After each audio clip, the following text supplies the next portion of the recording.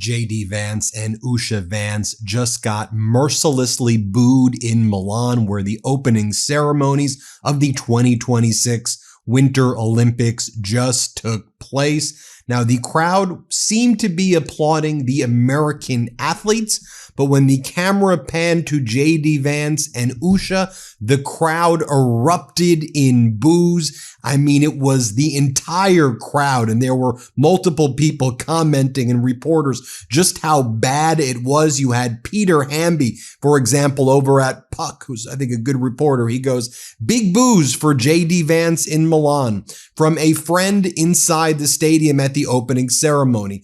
Holy F. The whole stadium just booed JD Vance and his wife. That was so wild. Now, this follows the International Olympic Committee begging fans, please do not boo the U.S. delegation. It would be very much embarrassing to the Olympic Committee and to the Games. No, it wouldn't. It would be the international community channeling the rage, not just of the international community, but of the majority of Americans right now who despise this authoritarian regime. And moments ago, Donald Trump was asked on Air Force One if he heard that JD Vance was getting booed. Here's what Donald Trump said. Let's play it. Great job. Did you see that the vice president got booed during the opening ceremony, though? What do you make of that sort of frosty? The vice president got booed during the opening ceremony. What do you make of that frosty? No, I didn't see that. Is that true? Is that right? Yeah. It's surprising because people like him. Well, I mean, he is in a foreign country, you know, in all fairness, but he doesn't get booed in this country. And so, boos for JD Vance, boos for Marco Rubio when he arrives. And this has been a rude awakening for the Trump regime. It should also be noted that fans were booing the Israeli delegation as well. I want to mention this also. You know, one of the reasons that I can't show you the booing right now is because NBC and the Olympic Committee has been on a copyright strike spree. So if you post this, they do immediate takedown notices and try to sue you. So I will just describe for you an entire arena in Milan of people looking at JD Vance. I can show you the photos right there. And JD Vance and Usha almost looking like they were getting upset and they were going to cry as the entire world let them know you are hated, you are despised. Boo! The entire crowd booed him. Now, one of the major issues also is it was unclear if the U.S. delegation was sending ICE to Milan as well. And you may be like, why are they sending ICE? Well, the U.S. State Department initially said that Department of Homeland Security staff, including ICE, could be there to protect the U.S. delegation, the U.S. athletes, JD Vance, Marco Rubio, and others. They then clarified, oh, we didn't mean ICE, but we did mean special services affiliated with the DHS, which is in charge of ICE. And so for people in Italy, for people in Milan, they're like, we don't want ICE in our freaking country. Get ICE the hell out. And a lot of athletes are making that very clear. You have one individual right here, a athlete who was posting on his Instagram, this British American Olympic skier urinated F-ice into the snow in Milan. It's Gus Kenworthy. And here was his political message. He urinated F-ice into the snow. He's a 34-year-old freestyle skier who's set to compete in the coming games for Team Great Britain. He posted the image to his 1.2 million followers. You see the F-ice in piss right there in his urine. And then he posted the following message. You can call your senator and he gives the phone number to speak up against ICE and put pressure on them during the current DHS funding negotiations. Here's a sample script. Hi, my name is your constituent. I'm calling to urge Senator to refuse to support any final Department of Homeland Security funding agreement that fails to meaningfully rein in ICE and Border Patrol. Innocent people have been murdered. Enough is enough. We can't wait around while ICE continues to operate with unchecked power in our community. Senators still have leverage right now, and Senator, fill in the name, must use it to demand real guardrails and accountability, including ICE and CBP, out of our communities, ending blank check funding for brutality, and establishing clear limits on warrantless arrests, profiling, and enforcement at sensitive locations like schools and hospitals. Please pass this message along to the senator. Thank you. He then completed the caption with 2 emojis, a middle finger, and an ice cube. ICE and Border Patrol are Nazis. They are the SS. They are the Gestapo. That's who they are. That's how the world views them, because that is how they behave. They go around terrorizing, torturing, killing, capturing, kidnapping, placing people in concentration camps. So call it out what it is and abolish them, prosecute them. It's that simple. And the international community is making it known. Here's how the Telegraph reported what went down. So protesters also took to the streets of Milan on Friday to demonstrate against the presence of ICE agents at the Winter Olympics. Get the hell out of the Winter Olympics. America is under the Trump regime is such a predatorial state. Get ICE out of there. What are you doing? Holding signs reading ICE out, hundreds of mostly student protesters assembled in the Piazza Leonardo da Vinci hours before the Winter Olympics opening ceremony.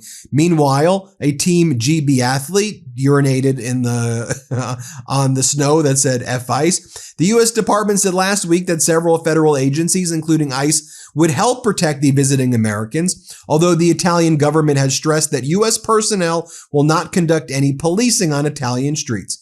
U.S. Vice President J.D. Vance and Marco Rubio will represent the United States at the opening ceremony in San Siro Stadium on Friday night, where Mariah Carey and Andrea Bocelli will be among the star performers. There were also protests last Saturday in the Piazza in Milan, a square named after the date of Italy's liberation from Nazi fascism in 1945, the Telegraph writes. Protesters have also spoken out against shutting down parts of the city for what they see as an unsustainable Olympics, while housing remains unaffordable and social spaces are scarce. Milan's mayor, Giuseppe Sala, said that ICE agents are not welcome. Interior Minister Matteo Penedosti told Parliament that only operatives from ICE's Homeland Security would be in Milan. The presence of personnel linked to the ICE agency is not a sudden or unilateral attempt to restrict our national sovereignty. It is the implementation of a binding international agreement, he claims. Let me share with you some of the protesters who I just described who were doing the ICE out protests. Let me play this for you right here.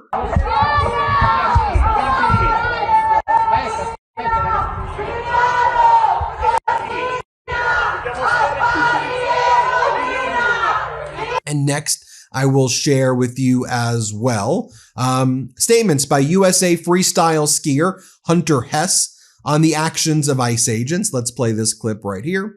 I feel heartbroken about what's happened in the United States when, I'm pretty sure you're referencing ICE and some of the protests and things like that.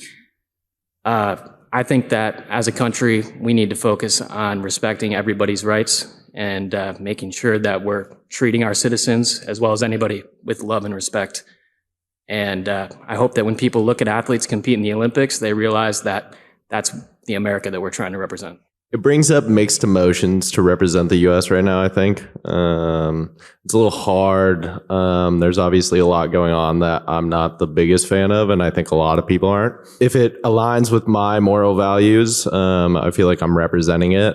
Just because I'm wearing the flag doesn't mean I represent everything that's going on in the U.S. So yeah, I just kind of want to do it for my friends and my family and the people that support me getting here. Now, we've been seeing the United States booed in international competitions before. For example, during the International Hockey Championship that was held in Canada, the American national anthem was booed last February.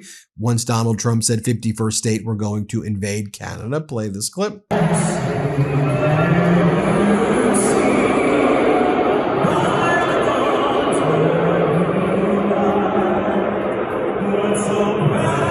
And now, folks, while all of this is going on, Donald Trump's currently on Air Force One.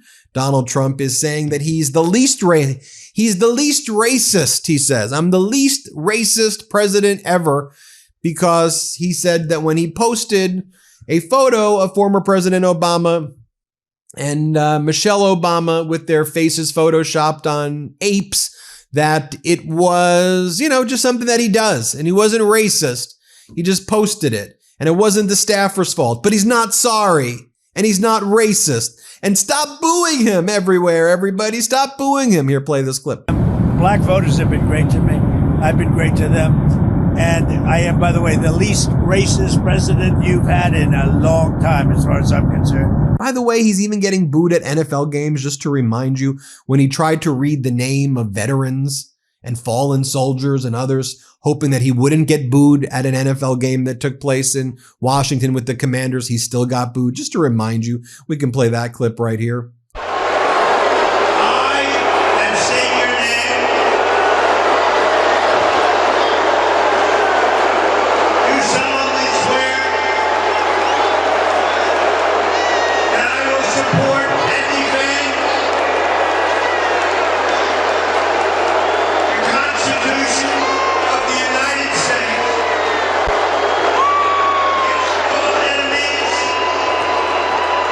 Oh, and then Donald Trump, while he was on the plane, said, this is where he goes, why would I punish the White House staffer for posting that photo of the Obamas with their faces on apes? He goes, I told him to post it.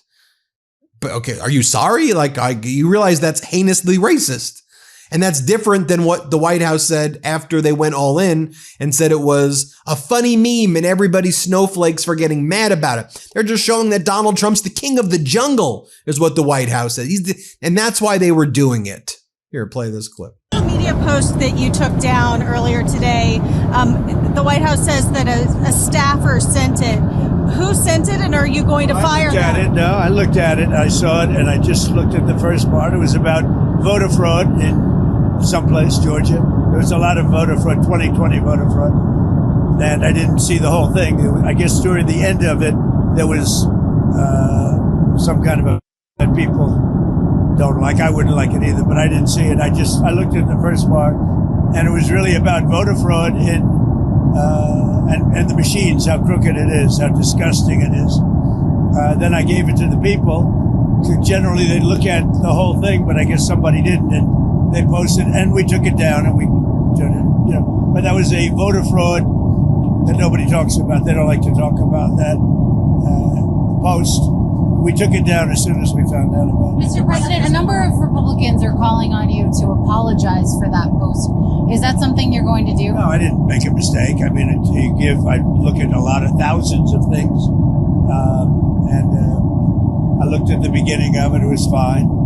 They had that one post, and I guess it was a takeoff. By the way, a lot of people covered. If you look at where it came from, I guess it was a takeoff on The Lion King.